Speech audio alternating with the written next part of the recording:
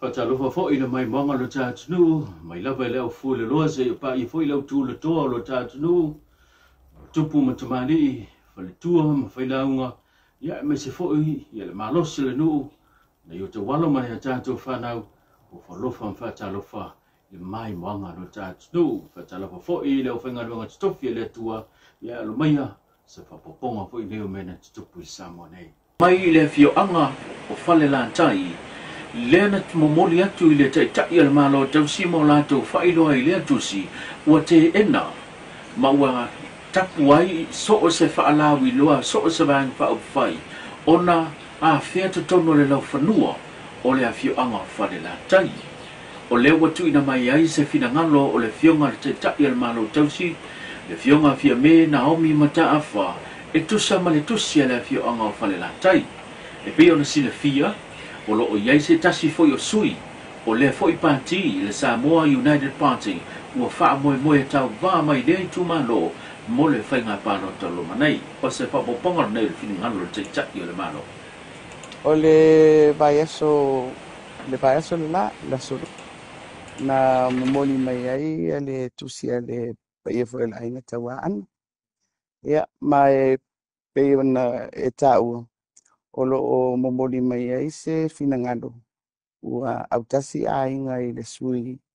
o le vainga whai o le HRPP mai ua e se tofa le tatau ona talia nisi whaalawi loa a nisi vainga whai ia pe patino fo ia tātou le ai tau mai fo I le Samoa ua poto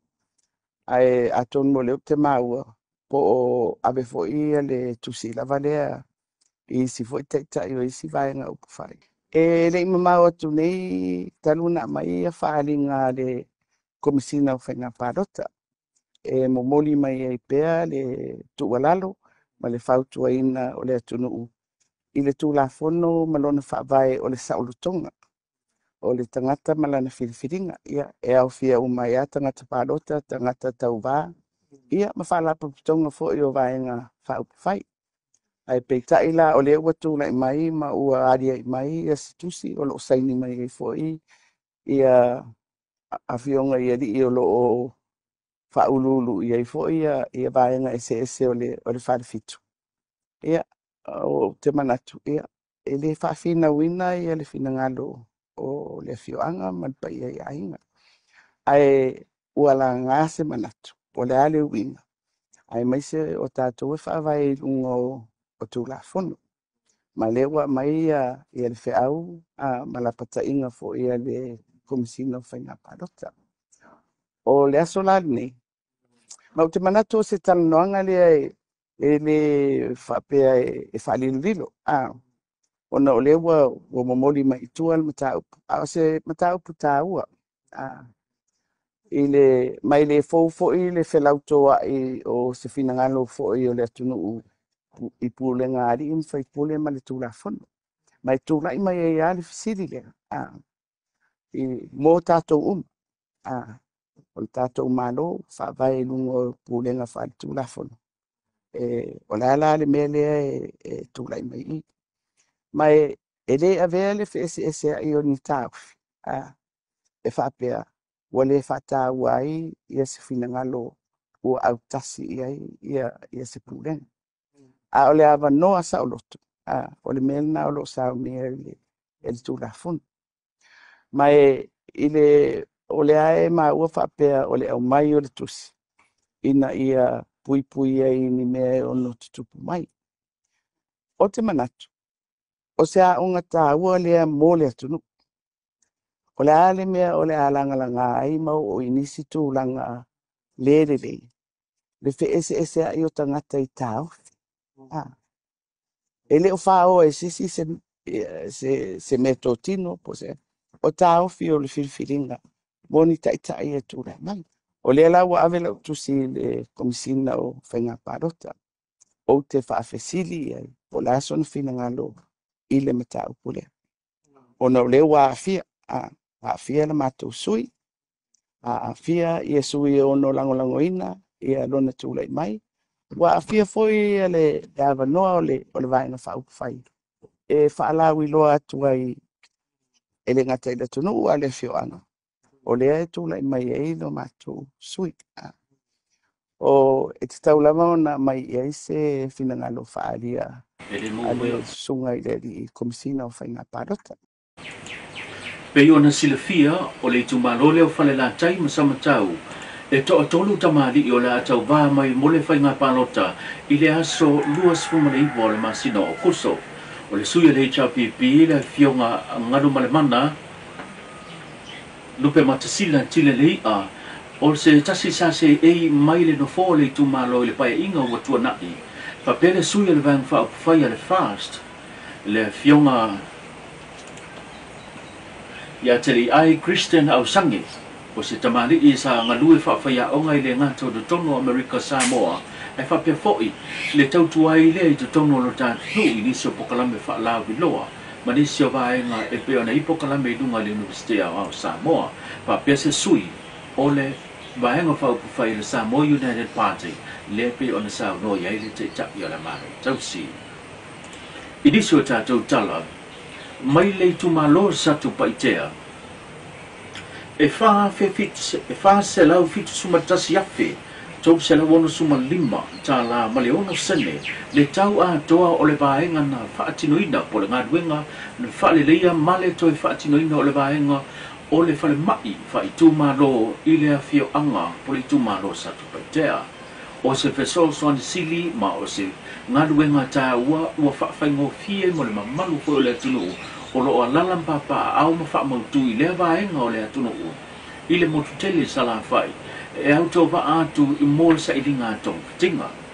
e tele nisi tau sanga sa fi nauma tau ma whai maile nei ngā ruenga i te ane o le watino mai i lona ngā lona tino matango fie male tāua e peo na fina wina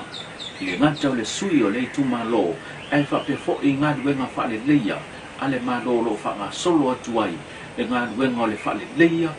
lea o wha le mai wha i tumalo o le fionga le te tai o le malo tausi Dr. Fiame Naomi Mataafa na sao noa i le sao ranga au tu o lea wha moe. O le nei ngā ruenga sa amataina le raso sfultasi o Februari lua felus fulima.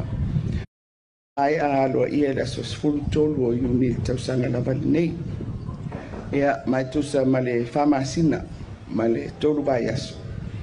Ia o se whataitainga le lei leo le ngā lue so o whatasi o le malo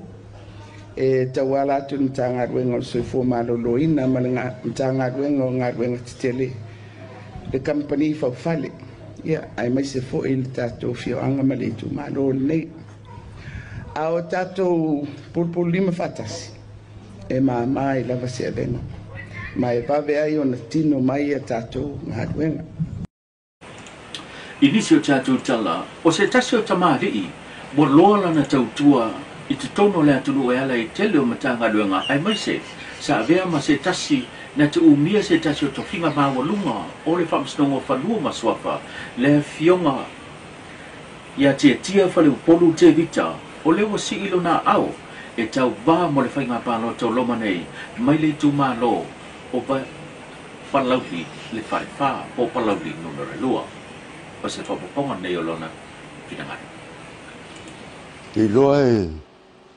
e tusa o marangona o sui tau wā ma fuanga. Lo wā sui ia o te manatu. Sa o le whaingaruenga maro. Ia tusa o le pule wha atonu le ile. Pea siringia ia le Samoa wau. Me se al whainga maro. Ia, wa umaleo le nai tōru suru ono tau sanga o ngā luina. Umaleo ina ua rule whamasino ngā le atunu, e ana i le whamasino ngā whanua masuafa. E se furu la tau sanga o ina.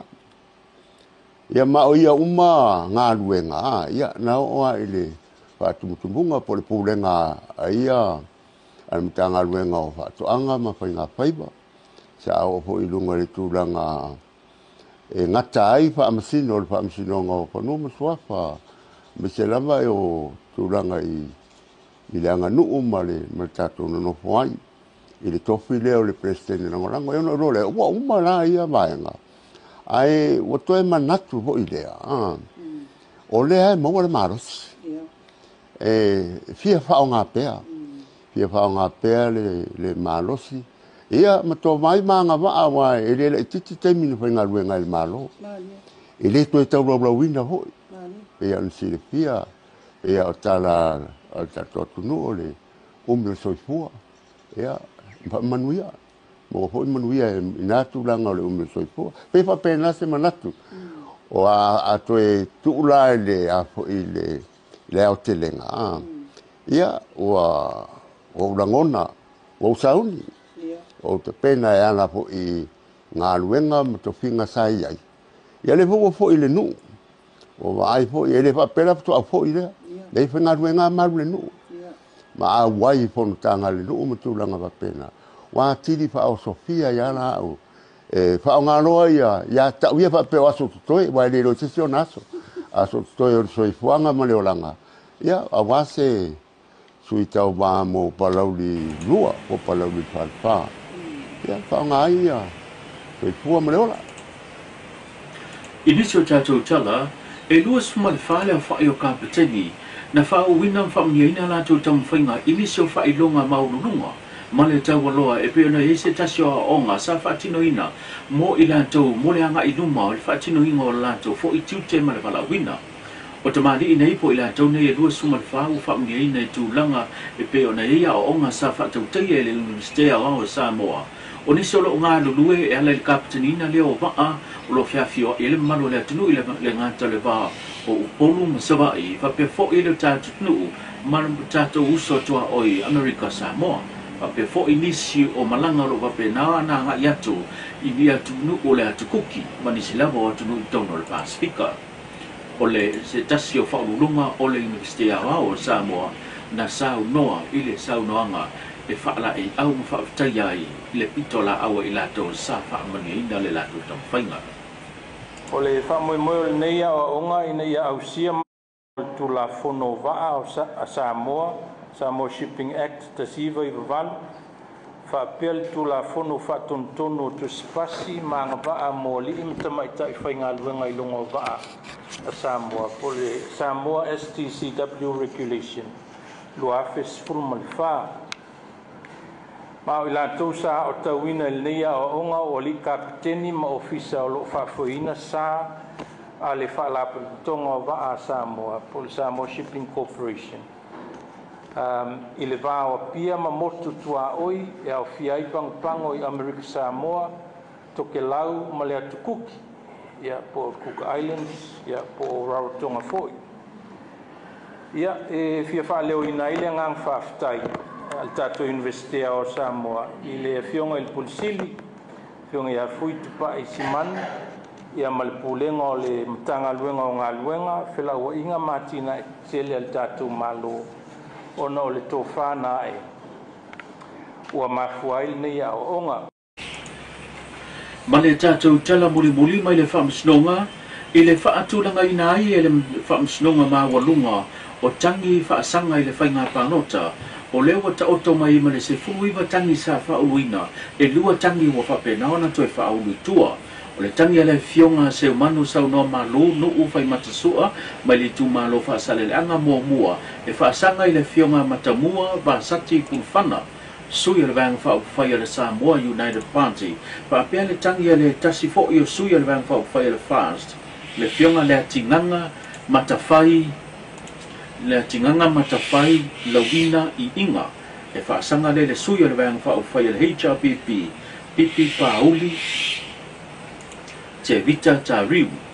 e tangi o whapena o na whaulu tua ai mo tangi o la whao peo na tango fia i ruma whaamsnonga le aso tolu se fulu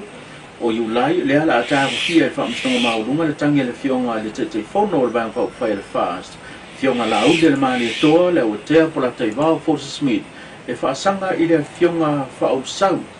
o le sui na o le HRPP whao le sahu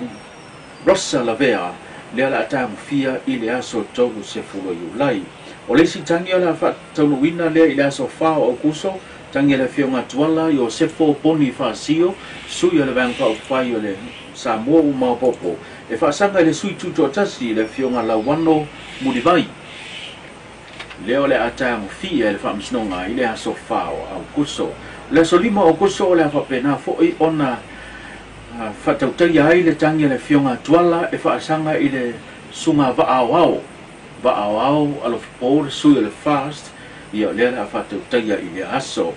o le aso tolu se fulfo yo yulai o le tangi mai I tuma lo fa le ata numero lua le atinu Wayne so yalo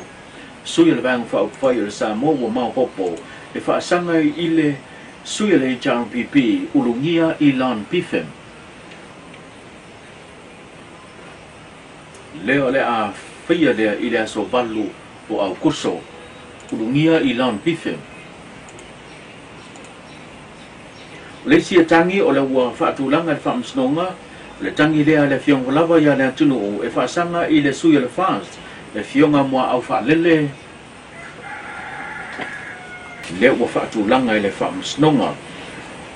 le si tangi wa fa tulanga ile so suma lu au kuso le fionga va lasi ta fito lo pito fanua to manga sele suya le bang fa ile Samoa ua ma popo po le Samoa United Party fa sanga le suya le fast le fionga tangaloa tu pou afa tangaloa le dua tu pou afa fa pe le tangi wa fa tulanga foi mo le tuma lo faleta numero tolu Paloa James Towers e fa sanga suya le fast e fa sanga ile suya le vaenga fa file HRPP le pule rimoni ayafi tau lunga tātou pukalame pēo na tātou mafutai le nei foi tai au tuli tā mai le fiafena nei le fionga le lua amsene ma se wha upoponga o tātou watamua soifua